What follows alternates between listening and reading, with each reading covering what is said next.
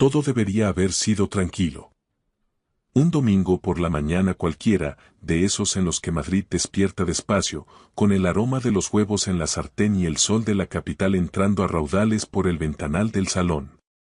Yo estaba a lo mío, medio absorto en la pantalla del móvil repasando la jornada de liga, disfrutando de ese ritmo pausado que solo se consigue en el desayuno de un día festivo. Vanessa, pásame el zumo, ¿quieres? Pregunté, sin siquiera levantar la vista de la pantalla. De repente, el cristal estalló como un disparo de fogueo. Me puse derecho de un salto cuando la jarra de vidrio se estampó contra el azulejo de la pared y explotó en 1000 pedazos. El zumo de naranja salió volando, casi a cámara lenta, salpicando con un rastro pegajoso todos los armarios blancos y la encimera de cuarzo de la cocina que tanto nos había costado elegir.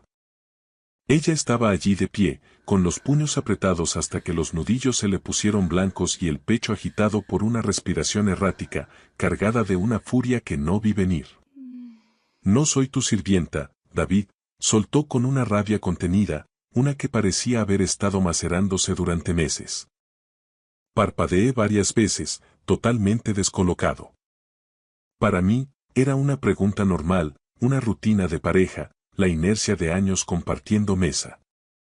Oh, ahórrate ese numerito de hombre corriente y trabajador. Me espetó, señalándome con el dedo índice como si fuera un arma cargada. Todas las semanas es el mismo patrón. Pásame esto, tráeme aquello, ¿me acercas la sal, cariño? Ya ni siquiera me ves, David.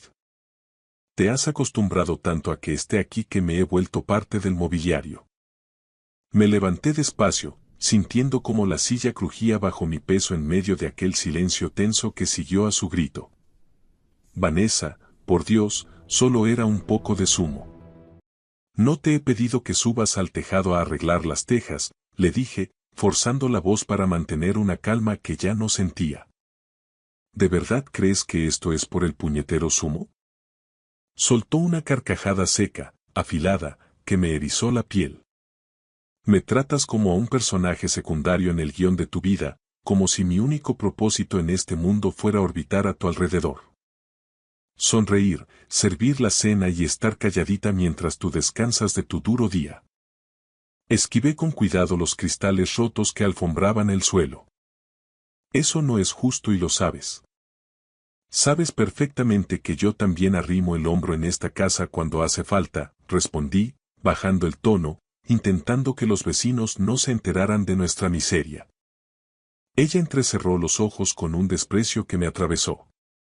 Ah, sí. ¿Cuándo fue la última vez que pusiste la colada sin que yo te lo tuviera que pedir por favor? ¿O que limpiaste el baño a fondo? Apareces cuando todo es fácil, David, cuando la cena está puesta, pero soy yo la que carga con todo el peso invisible de esta casa. Aquello me dolió de verdad. Y no voy a mentir, una parte de mí quiso contraatacar con saña, recordarle que he hecho muchísimas horas extras en la oficina, que soy yo quien mantiene el nivel de vida y que esta hipoteca del adosado no se paga con sonrisas. Pero me contuve. Todavía no era el momento de incendiarlo todo. En su lugar, me agaché en silencio para empezar a recoger los trozos de cristal que brillaban bajo el sol. Y ahí fue cuando ocurrió. Un corte limpio, traicionero y profundo atravesó la yema de mi pulgar. La sangre brotó al instante, de un rojo intenso, goteando rítmicamente sobre el suelo claro de la cocina. Maldita sea. Siseé entre dientes, presionando la herida con fuerza. Vanessa miró hacia abajo, hacia mi mano ensangrentada. Por un segundo, un breve e ilusorio segundo, pensé que su enfado se ablandaría, que el instinto de cuidado ganaría la batalla y que correría a por el botiquín o a preguntarme si estaba bien. Pero no se movió ni un milímetro. Se quedó allí quieta, de brazos cruzados, con los labios apretados en una línea gélida. Yo sangraba en su cara y ella ni siquiera se inmutaba. ¿Qué te ha pasado, Vanessa? ¿En qué te has convertido? Le pregunté, mientras taponaba el corte con una servilleta de papel que pronto se volvió granate. Ella me sostuvo la mirada, con unos ojos que no reconocí. ¿Qué nos ha pasado a nosotros, David? Eso es lo que deberías preguntarte, replicó. ¿No te das cuenta de lo muerto que está este matrimonio? Está hueco. ¿Crees que un corte en el dedo duele? Intenta sentirte invisible, como un fantasma en tu propia casa, todos los días de tu vida. Eso es dolor. Eso es una tontería y una exageración, salté, poniéndome en pie de nuevo, ignorando el latido punzante de mi pulgar. He estado aquí siempre. Nunca te he engañado. Jamás te he mentido. He construido esta vida con esfuerzo para nosotros. Y en algún momento del camino, David, dejaste de construirla conmigo para construirla solo para ti. Su voz se quebró ligeramente por primera vez, pero recuperó la compostura al instante. El silencio que siguió fue brutal, denso como el plomo. Fuera, ajeno al desastre, se oía el trino de un pájaro y el zumbido lejano del cortacésped de algún vecino, pero en nuestra cocina se respiraba el aire pesado de una zona de guerra tras el bombardeo. Finalmente, ella rompió el hechizo. Me voy, dijo con una frialdad que me heló la sangre, agarrando las llaves del coche del mueble de la entrada. ¿A dónde vas? Pregunté, sintiendo un vacío repentino en el estómago. A cualquier sitio donde no estés tú, sentenció antes de salir y dar un portazo que hizo vibrar los cuadros del pasillo. Mis hombros cayeron de golpe y la tensión me abandonó en oleadas de agotamiento que no podía controlar. Miré a mi alrededor. Cristales rotos, el charco de zumo volviéndose pegajoso y una servilleta empapada en sangre. Entonces, con una claridad aterradora, lo comprendí. Esto no era solo una bronca de domingo, no era una simple grieta. Era el sonido del colapso total de lo que yo llamaba hogar. Reservé aquel viaje a la desesperada, con la fe ciega de quien intenta reanimar un corazón que ya no late. Pensaba que, tal vez, un cambio de aires, dejar atrás el asfalto de Madrid y el silencio sepulcral de nuestro adosado, podría arreglar algo de lo mucho que se había roto entre nosotros. Alicante siempre había sido el refugio de Vanessa, nuestro lugar seguro. Recordaba con una punzada de nostalgia aquellos veranos en los que corríamos hacia la orilla como niños, con la piel salada, y terminábamos llenando de arena la habitación del hotel mientras nos reíamos por cualquier tontería, peleándonos por ver quién elegía la lista de reproducción en el coche durante los trayectos por la carretera de la costa. Recordaba todo aquello con una nitidez dolorosa mientras la observaba ahora, sentada frente a mí en el balcón de un hotel de 5 estrellas, con el rumor hipnótico del Mediterráneo rompiendo bajo nuestros pies. Pero la mujer que tenía delante no era la Vanessa de mis recuerdos, lo que veía era a una absoluta extraña que apuraba un cóctel de mango, pegada a la luz azul de la pantalla de su móvil como si fuera su único respiradero. ¿Te gusta el hotel?, pregunté en voz baja, intentando romper el muro de hielo que nos separaba. Ella apenas se dignó a levantar la vista 1 milímetro. Está bien. Bien. Esa palabra no era una respuesta, era un arma con colmillos. Solo bien. Forcé una pequeña risa, intentando recuperar aquel tono juguetón que solía funcionar entre nosotros hace años. Nos han dado un upgrade a una suite gratis por ser clientes habituales. Antes te volvía loca este sitio, el diseño, las vistas. Supongo que he cambiado, David, dijo ella, dejando la copa sobre la mesa de forja con un golpe seco, más fuerte de lo necesario. Dejé que sus palabras flotaran en el aire denso, cargadas de un subtexto que me negaba a aceptar. No se disculpó por su frialdad. No explicó por qué parecía estar a miles de kilómetros de distancia. El viento soplaba desde el mar, cálido y cargado de salitre. Normalmente, esa brisa alicantina habría disuelto cualquier tensión, pero hoy no era suficiente. Entonces, ¿qué demonios estamos haciendo aquí exactamente, Vanessa?, pregunté al fin, perdiendo la paciencia. Porque tengo la sensación de que estoy arrastrando a un fantasma por todo el resort. Ella arqueó una ceja, con una expresión de cansancio infinito. ¿De verdad quieres montar una escena ahora? Creo que ahora es el único momento en el que pareces estar presente para hablar, respondí tajante. Y aún así, sacarte una frase seguida es como sacarte las muelas. Puso los ojos en blanco, un gesto que me dolió más que un insulto, y apartó la mirada hacia el horizonte donde el cielo se fundía con el azul profundo del mar. ¿Qué quieres que haga, David? ¿Que te dé las gracias efusivamente por traerme aquí como si esto fuera un reinicio romántico de película? Quería que tuviéramos un momento para nosotros, repliqué, y el enfado empezó a asomar en mi voz sin que pudiera evitarlo. Un respiro. Algo que fuera real, no este silencio fingido. Pero siento que soy el único que está poniendo de su parte para que esto no se hunda. Su risa fue silenciosa, casi amarga, una vibración que no llegó a sus ojos. David, ¿de verdad eres tan ingenuo? ¿Crees que reservar un fin de semana de lujo arregla lo que lleva meses muerto? El amor no se puede programar en el calendario como si fuera una cita en el dentista. Tensé la mandíbula, sintiendo el latido de la cicatriz en mi dedo. No, pero pensé que si te recordaba quiénes solíamos ser, tal vez algo de esa chispa volvería. Se giró hacia mí de golpe, con los ojos endurecidos como piedras. ¿Sabes qué es lo único que ha vuelto? Dijo con una lentitud cruel. La sensación de estar atrapada.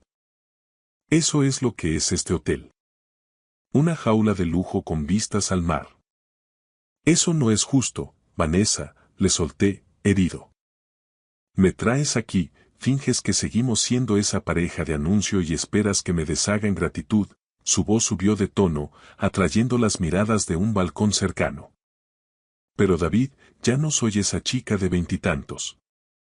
Ya no me emociono por los albornoces del hotel ni por las cenas a la luz de las velas frente al mar. Eres tú el que sigue aferrado con uñas y dientes a una versión de nosotros que ya no existe.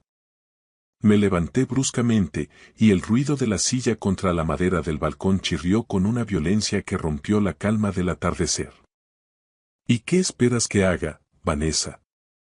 ¿Vas a seguir castigándome por el simple hecho de intentarlo? Por quererte. Me sostuvo la mirada durante un largo rato, buscando algo en mis ojos que quizá ya no encontraba, y luego volvió a mirar hacia la nada. No creo que me quieras a mí, murmuró con una voz tan baja que casi se la llevó el viento. Creo que quieres la idea que tienes de mí en tu cabeza. Esa que siempre se reía de tus chistes y te hacía tortitas los domingos por la mañana. Se me cerró la garganta, sintiendo el peso de la verdad y el reproche. Tú solías ser esa persona, Vanessa. No me la inventé. Sí, susurró ella, y por un instante vi una sombra de tristeza real en su rostro. Lo era. Pero hace mucho tiempo que dejé de serlo y tú no quisiste darte cuenta. Nos quedamos en silencio un buen rato, un silencio denso que parecía pesar más que el propio aire húmedo del anochecer. El sonido rítmico del Mediterráneo seguía llegando a la costa, indiferente a nuestra tragedia personal. Abajo, en el paseo marítimo, una pareja caminaba de la mano, sus risas suaves y descuidadas subían hasta el balcón como un eco de otra vida, acentuando el abismo que se estaba abriendo entre nosotros dos. Me apoyé en la barandilla metálica, sintiendo el frío del acero, y bajé la voz, temiendo que si hablaba demasiado alto todo saltaría por los aires. ¿Cuándo dejaste de ser esa persona, Vanessa? Pregunté, buscándola con la mirada. Ella no fingió que no me entendía. No hubo gestos de confusión ni defensas automáticas. Solo soltó un suspiro largo, de esos que parecen vaciar los pulmones por completo. No lo sé con certeza. Quizá fue cuando me di cuenta de que me sentía más viva en el silencio de mis propios pensamientos que en nuestras conversaciones de compromiso. O tal vez el día que te miré al otro lado de la mesa y sentí que, aunque tus ojos estaban sobre mí, ya no me veías. Yo te veo, Vanessa, dije, aunque mi propia voz sonó poco convincente en mis oídos. No, David. Me observas, analizas si estoy de buen humor o si he hecho la compra, pero hace mucho tiempo que no me ves de verdad. Soy una constante en tu paisaje, nada más. Aquello me dolió más de lo que esperaba, una punzada seca en el pecho, porque en el fondo de mi conciencia sabía que sus palabras no eran fruto del rencor, sino de una observación clínica. Vine a este viaje esperando encontrar una señal, algo a lo que agarrarme, admití, sintiéndome de repente muy pequeño. Y yo vine para estar segura de lo que ya sospechaba, dijo ella, girándose por fin para encararme. Me volví hacia ella con el corazón latiendo a 1000 por hora, golpeando contra mis costillas. ¿Segura de qué exactamente? Me miró a los ojos sin dudarlo ni un segundo, con una determinación que me dio escalofríos. ¿De que he terminado con esto, David? De que ya no me queda nada que ofrecerte ni nada que esperar de ti. Se levantó con una elegancia gélida y entró en la habitación. Cerró la puerta corredera de cristal tras de ella sin violencia. No fue un portazo dramático, fue solo un pequeño y seco clic final, el sonido de una cerradura encajando para siempre. Me quedé allí solo, aferrado a la barandilla mientras el mar seguía su curso. De repente, el olor a sal ya no me recordaba a la libertad de las vacaciones, ahora olía a óxido, a naufragio y a pérdida. El corte de mi pulgar estaba empezando a cicatrizar, formando una costra dura, pero todavía me enviaba un latido de dolor cada vez que rozaba cualquier superficie. Ese pequeño pinchazo constante se convirtió en una especie de extraño compañero, un recordatorio físico no de los cristales rotos en la cocina, sino del estado de nuestro matrimonio. De vuelta en Madrid, la casa se sentía diferente, más grande y más fría. Me sentaba a menudo a la mesa del comedor, trazando con la yema del otro dedo la línea rosada y tierna de mi pulgar. Todo estaba en un silencio sepulcral, pero no era ese silencio cálido de las mañanas de domingo de antaño. Era un silencio vigilante. Vanessa estaba arriba, encerrada en el despacho o en el dormitorio de invitados, o eso suponía yo. Últimamente se movía por la casa como una sombra, desaparecía en las habitaciones sin hacer el más mínimo ruido. Ya había dejado de preguntarle a dónde iba o qué hacía, sus respuestas eran muros infranqueables. El viaje a Alicante terminó en un vacío total. El trayecto de vuelta por la 3 fue un suplicio de horas sin cruzar palabra. Volvimos a casa como dos conductores que saben que se han pasado su salida en la autopista hace cientos de kilómetros pero siguen conduciendo por inercia, esperando simplemente a que la carretera se desmorone bajo sus pies. Fue entonces cuando empecé a notar los detalles. Se reía más mirando la pantalla del móvil que cuando compartía espacio conmigo. Sus dedos volaban sobre el cristal a todas horas, moviéndose con una agilidad nerviosa, como si estuviera ensayando para un papel importante en una obra de teatro de la que yo no tenía el guión. Una noche, mientras el televisor iluminaba el salón con imágenes que ninguno veía, le pregunté con quién hablaba con tanto interés. Ni siquiera se molestó en girar la cara hacia mí. Con las primas, con Bianca, respondió con una naturalidad ensayada. Pero su sonrisa, esa curva leve y brillante en sus labios, no encajaba con la respuesta. Esa era la sonrisa que uno le dedica a una novedad excitante, a algo prohibido o a alguien que te hace sentir vivo de nuevo. La veía hacer scroll infinito durante la cena, durante las películas que ya no veíamos, mientras yo intentaba desesperadamente sacar temas triviales como la renovación de la hipoteca o los problemas de presupuesto en la oficina. ¿Me has oído, Vanessa? Pregunté una vez, harto de hablarle a una pared. Parpadeó, regresando de algún lugar lejano. ¿Qué? Perdona, David, estaba leyendo una cosa importante en el grupo familiar. Sí, dije en voz baja, sintiendo una amargura que me quemaba la garganta. Ya me he dado cuenta de lo importante que es. Intenté autoconvencerme de que era el estrés, de que todos los matrimonios pasan por baches y épocas de aislamiento, pero mi instinto me gritaba que esto no era un bache. Era un desalojo. Se sentía como si ella estuviera haciendo las maletas mentalmente, guardando cada pedazo de su vida en cajas invisibles, lejos de mi alcance, preparándose para el momento de cerrar la puerta principal por fuera. Vanessa solía tener el don de iluminar cada estancia de la casa, incluso cuando regresaba agotada tras una jornada interminable. Su energía, vital y arrolladora, llenaba rincones de nuestro hogar que yo ni siquiera era consciente de que estaban vacíos. Pero ahora, aunque compartiéramos el mismo techo y los mismos metros cuadrados, era como si la contemplara a través de un cristal empañado por el vaho. Borrosa, muda, irremediablemente lejana.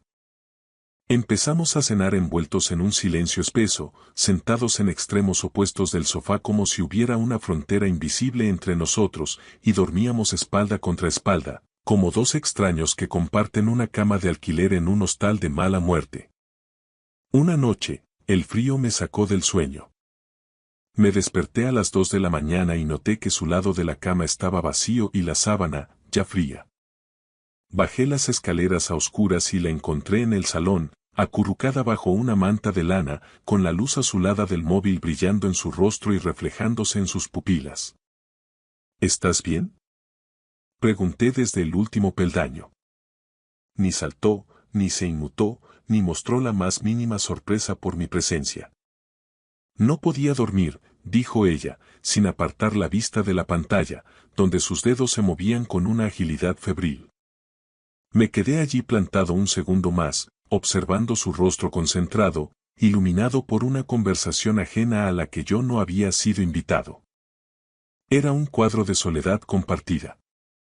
Luego me di la vuelta y subí las escaleras en silencio. Ella ni siquiera hizo el amago de seguirme.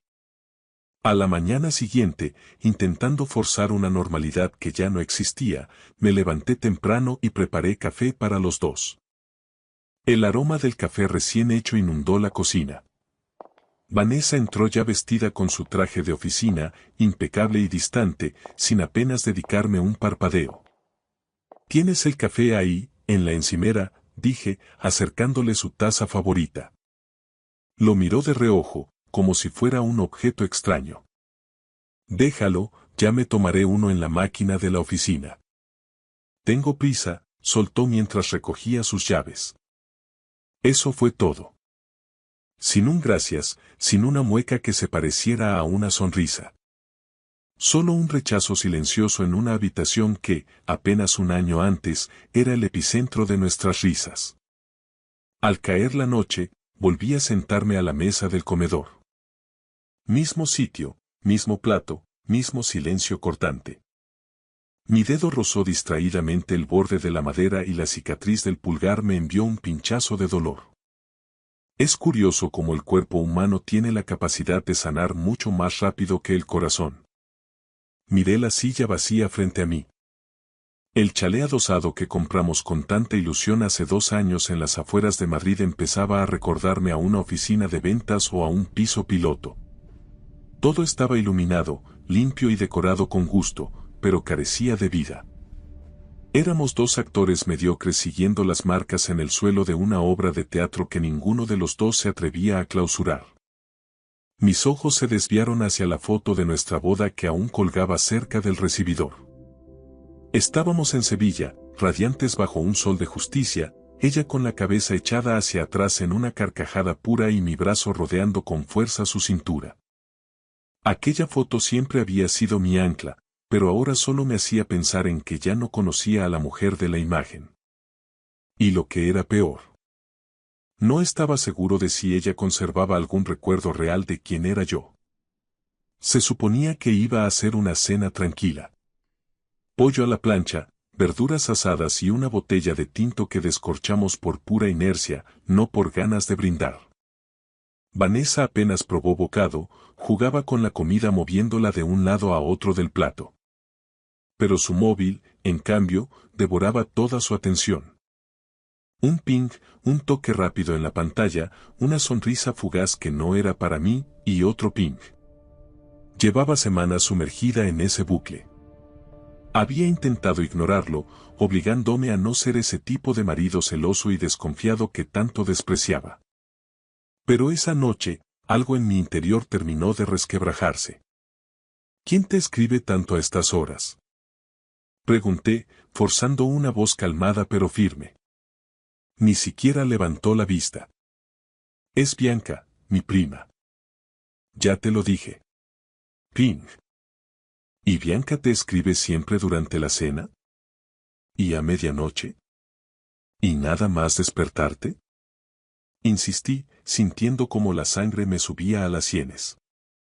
Dejó el tenedor despacio sobre la loza, con movimientos calculados, y sus ojos chispearon con una furia fría cuando por fin se encontraron con los míos. ¿A qué quieres llegar exactamente, David?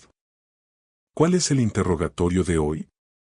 Solo estoy haciendo una pregunta lógica.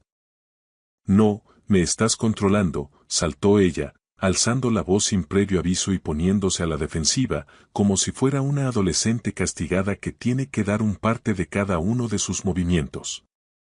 Me incliné hacia adelante, apoyando los codos en la mesa, tratando de no perder los papeles. Pregunto por qué yo también vivo en esta casa. Porque antes hablabas conmigo y ahora parece que solo existes para ese teléfono. Ella soltó un bufido de puro desprecio que me golpeó como una bofetada.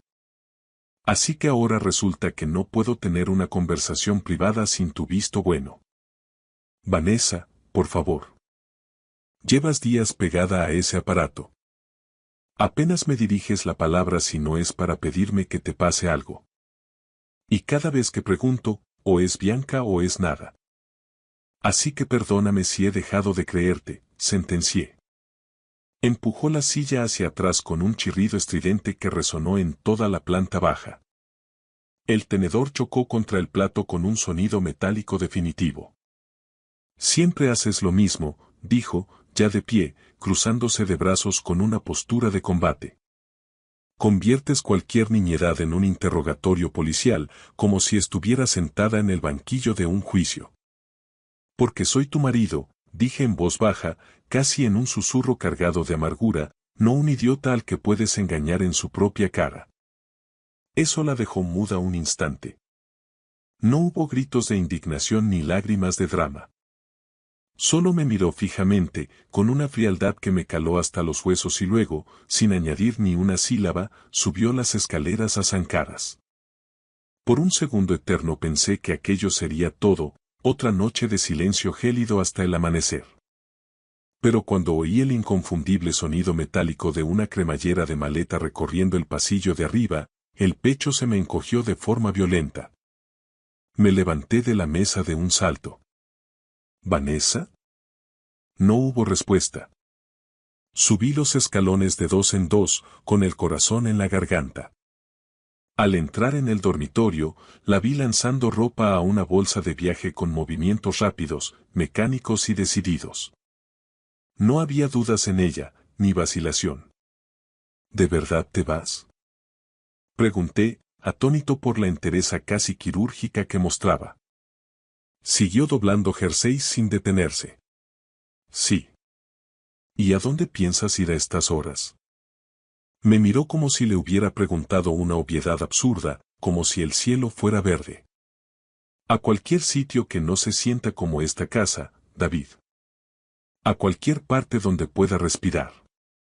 Vanessa, por favor, recapacita. Ni siquiera vas a hablar conmigo como personas adultas. Te vas en mitad de la noche como si yo no significara nada, como si no existiera. Yo intenté hablar contigo 1000 veces, masculló, cerrando la cremallera de un tirón seco que sonó a sentencia, pero tú nunca quisiste escuchar lo que no te convenía. Y con eso, agarró la maleta y pasó por mi lado dejándome atrás, como si fuera un mueble más del pasillo. La puerta principal se cerró con un estruendo que pareció hacer vibrar los cimientos del adosado un minuto después. La llamé al móvil 3 veces seguidas, no hubo respuesta, solo el buzón de voz. Me senté en el borde de la cama vacía, con el teléfono en el regazo, mirando fijamente a la pared. Su almohada todavía conservaba el aroma de su champú cítrico. Sus zapatillas de estar por casa seguían junto al armario.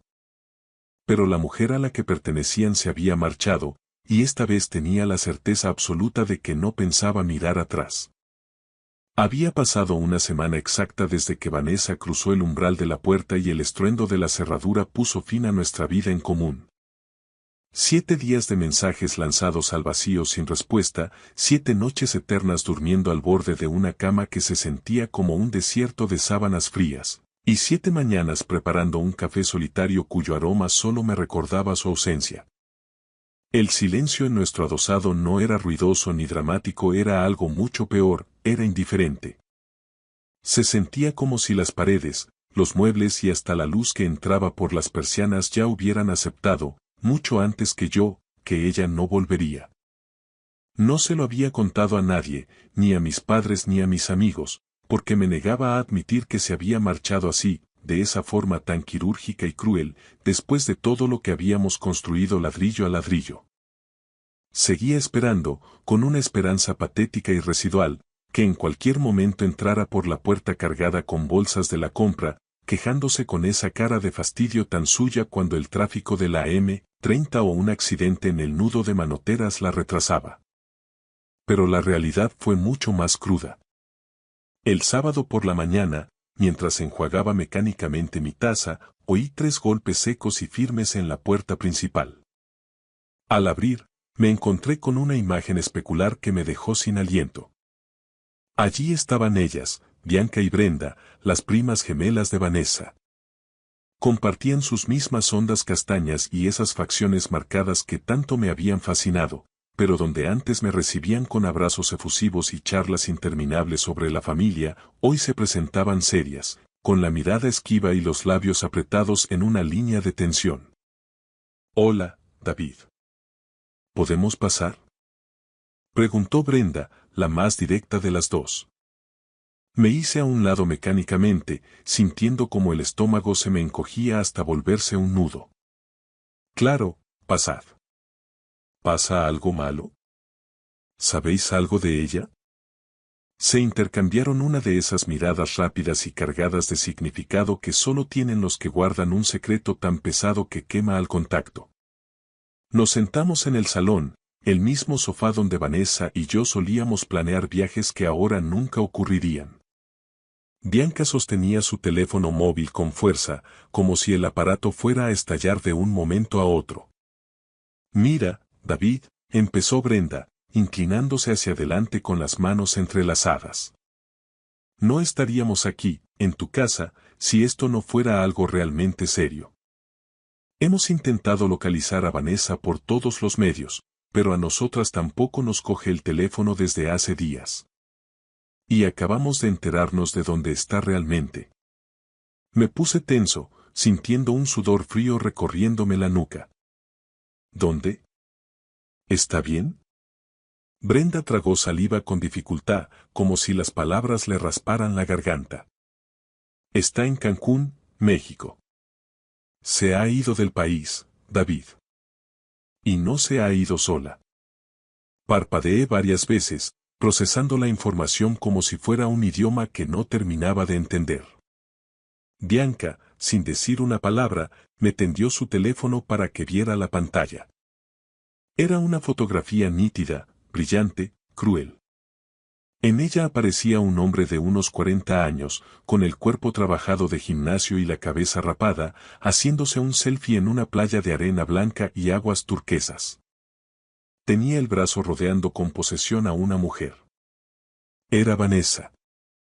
Llevaba un bikini rojo que yo no le había visto en mi vida y se reía de esa forma tan auténtica que hacía tiempo que no me dedicaba a mí, apoyada en el hombro de ese desconocido, con las gafas de sol de marca sobre la cabeza. Parecía una foto sacada de una revista de lujo, un día cualquiera de unas vacaciones perfectas. El pie de foto era una puñalada de realidad.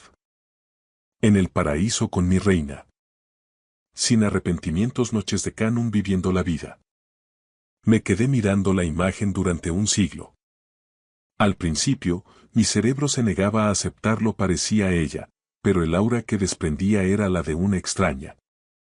Era una versión de Vanessa que yo no conocía, una mujer capaz de borrar una década de matrimonio y marcharse al otro lado del charco sin mirar atrás ni una sola vez. Nos pidió dinero prestado el mes pasado, añadió Brenda, rompiendo el silencio con una voz que temblaba de indignación. Dijo que era para una urgencia médica grave, que necesitaba 5.000 euros de cada una de inmediato. Nos juró por la memoria de nuestra abuela que nos lo devolvería en cuanto saliera la liquidación de un seguro de vida que tenía pendiente. Ahora sabemos que todo era una sarta de mentiras para financiarse la fuga. Le devolví el móvil a Bianca, concentrándome en que no me temblara la mano, aunque por dentro me estaba desmoronando. ¿Desde cuándo conoce a ese tipo? Pregunté, con una voz que no reconocí como la mía. No estamos seguras de las fechas, pero por lo que hemos podido rastrear en redes y por amigos comunes que ahora han empezado a hablar, creemos que esto viene de muy lejos, David. De mucho antes de vuestro viaje a Alicante, respondió Brenda con amargura. La habitación, a pesar del sol que entraba por el ventanal, se sintió de repente gélida. Pensé que solo estaba enfadada conmigo, dije en un susurro apenas audible. Que necesitaba aire, espacio para pensar. Jamás, ni en mis peores pesadillas, imaginé que sería capaz de esto. No está pensando con claridad, David, intentó consolarme Bianca, poniéndome una mano en el hombro. Esto no tiene que ver contigo, con quién eres tú o con cómo la trataste. Es algo que ella ha decidido romper por dentro. Asentí despacio, aunque el dolor que me oprimía el pecho me decía lo contrario. Estaba en Cancún con otro, burlándose de nuestra historia, haciéndose fotos de enamorada y estafando a su propia sangre sin la menor intención de reparar el daño. Y ni una sola vez, ni un solo segundo en todos estos días, se había dignado a enviarme un mensaje para decirme que estaba viva. Pensamos que merecías saber la verdad por nosotras, antes de que te enteraras por terceras personas o por Instagram, dijo Brenda, tocándome la rodilla con afecto. Gracias, respondí con un hilo de voz. De verdad, gracias por venir. Se marcharon poco después, con la culpa y la vergüenza reflejadas en sus rostros, aunque ellas fueran tan víctimas de los engaños de Vanessa como lo era yo. Me quedé en el salón durante horas, viendo cómo las sombras se alargaban sobre el sofá vacío. No sentí rabia, al menos no todavía. Solo sentí una claridad fría, estática y terminal, como cuando sales a la calle tras la primera helada del invierno. Todo parece seguir en su sitio, pero en el fondo sabes que algo vital ha muerto para siempre. Pasó un mes más. Empecé, poco a poco, a acostumbrarme al vacío sonoro de nuestra casa en las afueras de Madrid. Me refugié en el trabajo, cerrando cuentas pendientes y esforzándome al máximo por no asomarme al precipicio de las redes sociales, donde cada imagen podía ser una trampa. Pero una tarde de martes, mientras el sol se ponía tras los edificios, sonó el teléfono. Era Brenda. David, ella ha vuelto. Vanessa está en España, soltó sin preámbulos. Mi corazón, para mi sorpresa, ni siquiera se inmutó. No hubo taquicardia ni sudor frío. Simplemente pregunté con una indiferencia que me asombró a mí mismo. ¿Y qué? ¿Qué tengo que ver yo con eso? Me llamó anoche, destrozada, llorando a moco tendido, continuó Brenda. Dice que el tipo ese de Cancún la dejó tirada en cuanto se le acabó el dinero de los préstamos. La abandonó a su suerte en el mismo aeropuerto. Quiere volver, David. Está desesperada y pide otra oportunidad. No dije nada. El silencio fue mi única respuesta. Sin embargo, 2 días después, su sombra apareció en el umbral de nuestra casa. Tenía un aspecto deplorable. El bronceado del Caribe se veía sucio sobre un rostro demacrado por el cansancio y cargaba una maleta que parecía demasiado pesada para sus brazos, ahora visiblemente más delgados. David. Susurró con un hilo de voz, cometí un error imperdonable. Aquel clima, aquel lugar. Fue una especie de enajenación mental, una locura. Te he echado de menos cada segundo. Me quedé firme en el marco de la puerta, manteniendo mi cuerpo como una barrera física. No la dejé pasar. ¿A quién has echado de menos exactamente, Vanessa? ¿A mí o a la seguridad de mi tarjeta de crédito? ¿Cómo puedes ser tan cruel de decir eso? Sus ojos se empañaron con lágrimas instantáneas, esas mismas lágrimas con las que siempre, durante años, había conseguido doblegar mi voluntad. Somos una familia. Tenemos una vida construida, la hipoteca, nuestros planes de futuro. Teníamos una vida en común hasta que decidiste que sentirte invisible en Madrid era una excusa válida para convertirte en una estafadora en México, respondí con una calma glacial. Les robaste sus ahorros a tus propias primas. Me mentiste a la cara con una frialdad aterradora durante meses. Lo devolveré todo, te lo juro. Buscaré un trabajo mañana mismo, yo. Intentó dar un paso hacia el interior de la casa. No, Vanessa. No lo estás entendiendo. No estoy enfadado, el enfado requiere energía y ya no me queda nada para ti. Simplemente, ya no siento nada. Cuando cerraste esa puerta para irte al paraíso, te llevaste contigo cada hilo que nos unía. Ahora esto es solo una construcción de ladrillos, y en ella no hay sitio para ti. Cerré la puerta con firmeza. No hubo gritos dramáticos ni ruidos de platos rotos contra el suelo. Solo se escuchó el leve y definitivo clic de la cerradura.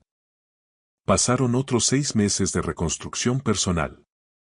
El juicio de divorcio fue sorprendentemente rápido y aséptico. Su traición y el fraude a su familia eran pruebas demasiado evidentes como para que sus abogados pudieran reclamar nada sustancial.